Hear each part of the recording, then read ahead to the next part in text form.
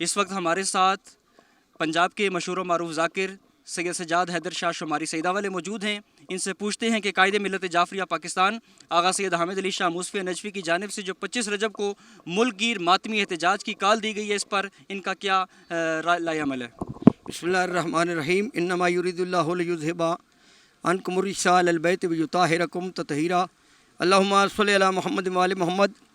Government of Pakistan کی جانب سے جو شیعہ کمیونٹی کے ساتھ ناروا اور نامناسب رویہ اختیار کیا جا رہا ہے، اس کی بنیاد پہ ہمارے قائد ملت جعفریہ آغا سید حامد علی موسفی النجفی مجدد اللہ العالی کا حکم ہے کہ ہم 25 رجب کو ایک ماتمی جلوس نکالیں تاکہ ہم اس کے ملک کے جو صاحبان اقتدار ہیں ان کو بتائیں کہ ہم بھی قوم ہیں، ہمارے نظریات ہیں، ہم ان نظریات کی روشنی میں اپنی زندگی گزارنا چاہتے ہیں. ہمارا یہی مقصد ہے، ہمارے قائد کا حکم ہے. ہم اپنے قائد کے حکم پر اپنی جان کی قربانی بھی دے سکتے ہیں، اپنے نظریات کے لیے بھی قربانی دے سکتے ہیں، اپنے بچوں کی، اپنی جان کی، اپنی مال کی. یہ ہمارا جینا اور اوڑھنا صحیح کچھ ہے. ہمارے ساتھ جو ناروا سلوک اور رویہ گورنمنٹ کی طرف سے بپا کیا جا رہا ہے، ہم اس کی مذمت کرتے ہیں اور قطعاً ہم قبول نہیں کریں گے.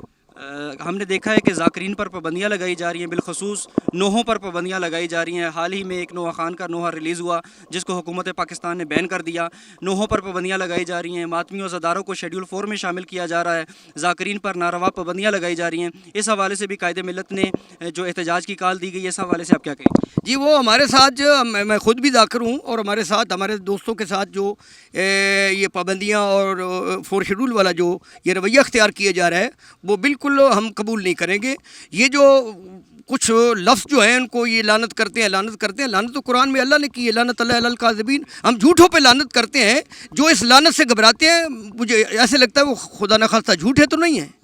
ہم لعنت کرنا ہمارے ایمان کا ایک جزو ہے، ہم اس پر عمل کرتے رہیں. ہم جھوٹوں پہ لعنت کرتے ہیں، کوئی بھی جھوٹا ہو وہ اس پر ہم لعنت کرتے ہیں. وہ جھوٹا کون ہے؟ جو سچوں کے مقابلے میں آئے. وہ سچے کون ہیں؟ جو میں اللہ کی ضرورت بن کے مبالے میں پیش ہوئے، وہ سچے ہیں. ان کے مقابلے میں کوئی بھی ہو، کبھی بھی ہو، وہ ہماری نظر میں جھوٹا ہے اور جھوٹے پر خدا کی لعنت ہے. قبلہ آخر میں ایک سوال آپ سے کہ جو 25 رجب کی کال دی گئی ہے ماتمی احتجاج کی، جو قائد ملت جعفریہ کی جانب سے دی گئی ہے، قوم کو کیا پیغام دینا چاہیے؟ قوم سے میری یہی گزارش ہے کہ جو ماتمی ہے، خصوصاً میں ان کی بارگاہ میں یہ عرض کروں گا کہ اپنے قائد کے حکم کو پیش نظر رکھتے ہوئے 25 رجب کو گھروں سے نکلیں اور امام حسین کا ماتم بھی کریں، وہ عبادت بھی کریں اور اپنے قائد کے حکم کو تسلیم کر کے لوگ قوم خصوصاً گورنمنٹ کو بتائیں کہ قائد کا حکم ہو تو ہم ایسا بھی کر سکتے ہیں.